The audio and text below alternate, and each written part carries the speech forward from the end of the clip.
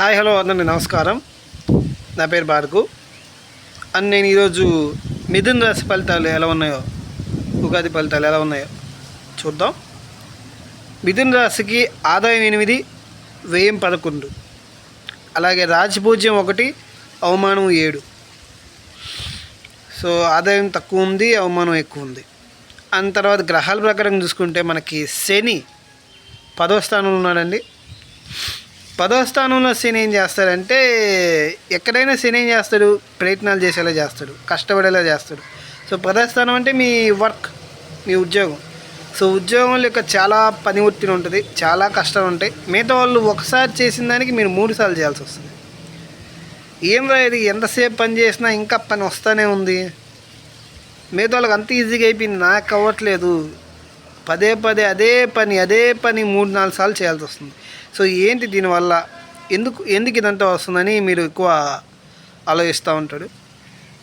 Work pressure చాలా ఎక్కువ ఉంటుంది. అది దాని ప్రభావం హోమ్ మీద కూడా పడుద్ది, మానసిక ప్రశాంతత మీద పడుద్ది. అంటే మానసిక ప్రశాంతత దూరం అవుద్ది వర్క్ వల్ల. ఫారెన్ జర్నీస్ ఇవి కూడా రిస్ట్రిక్ట్ చేస్తుంటాడు ఎక్కువగా. మ్యారేజ్లో కూడా ఈ ప్రభావం పడుద్ది వర్క్ వల్ల. సో అది శని సంవత్సరం మొత్తం ఇస్తున్నాడు. సో రాహుకేతువులు డిసెంబర్ వరకు, రాహు 9వ స్థానంలో ఉంటున్నాడు.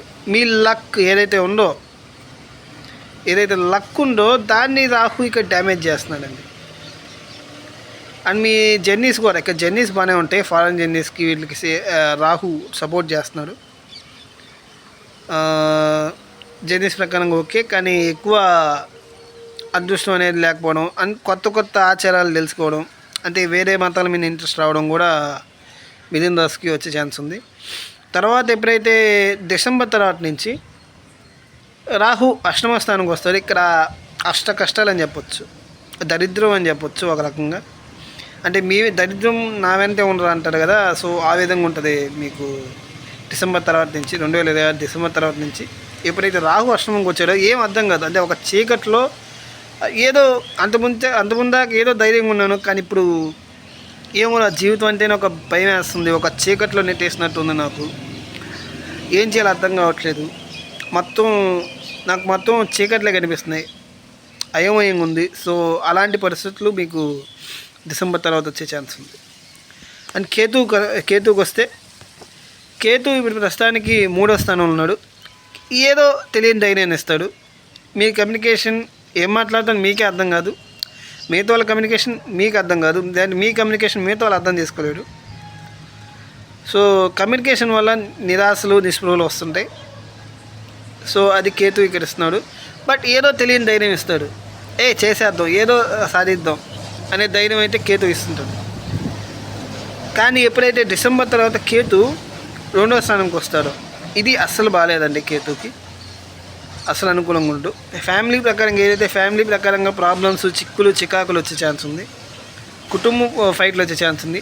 ఎంతైతే మీరు మనీ సంపాదిస్తారో దాని మీద ఇంతేనా, ఇంకా రావాలి నేను పడిన కష్టాన్ని కనిపించేలాగా, అంటే నిరాశ అనేది ఉంటుంది. ఎంత సంపాదించినా సరే ఇంకా కావాలి అనే ఆశ అనేది ఉంటుంది డిసెంబర్ 2026 తర్వాత.